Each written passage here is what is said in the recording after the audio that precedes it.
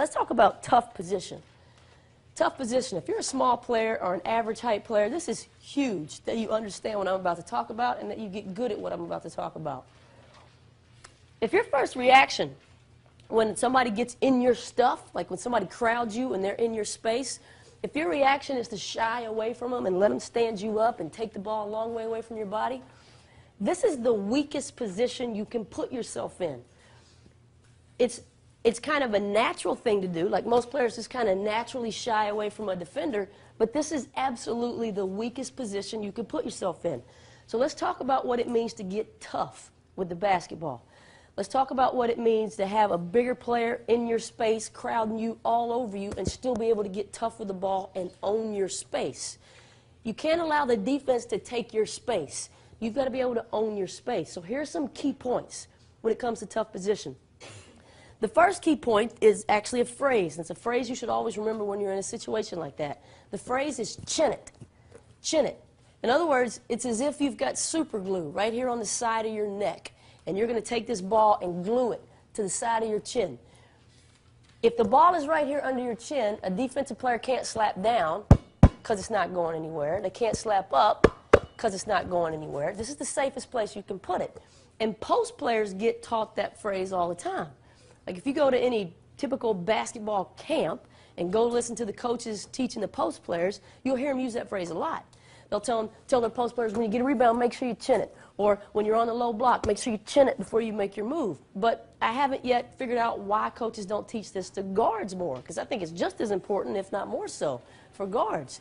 So the first key point is you got to chin it. Second key point is you've got to put the ball in a vise and get your elbows out.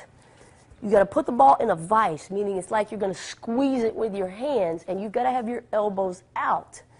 The reason you've got to have your elbows out is if you let them drop in here and get skinny, well, a good player is going to crowd your space. They're just going to tie you up or rip the ball right away from you. So you got to have it under your chin, and you got to have your elbows out. And then thirdly, and just as importantly as the first two, you've got to pivot as a unit violently. You've got to pivot violently as a unit. It's not about swinging, because this looks like a foul. Plus, it's not very effective. You've got to pivot as a unit. You've got to be able to get people off of you. And when I use that word violently, when I say you've got to pivot violently, I'm not suggesting that you hurt anybody, because this is another good reason to keep the ball at your chin, by the way. If you take this ball away from your chin and you lead with an elbow, what does that look like to a referee? That's an offensive foul. Every referee in the world is going to call that an offensive foul. But you can accomplish the same thing and almost never get called for a foul if you keep that thing at your chin and pivot violently. It's as if you're telling the defense, look, if you want to get this ball away from me, you're going to have to worry about losing a nose or a tooth. So keep that ball at your chin, pivot as a unit. Another key point is to change your heights when you're in tough position. Change your heights. In other words, don't just kind of go on the same plane, back and forth, back and forth. Go low, then go high, then go low again, then go high, keeping that ball in that vise. And then finally, the last key point in tough position is you have to be able to see forward the whole time. You can't put your head down at the ground, and you certainly don't want to turn your back to the defense. You've got to be able to be in good, tough position and be able to see forward the whole time.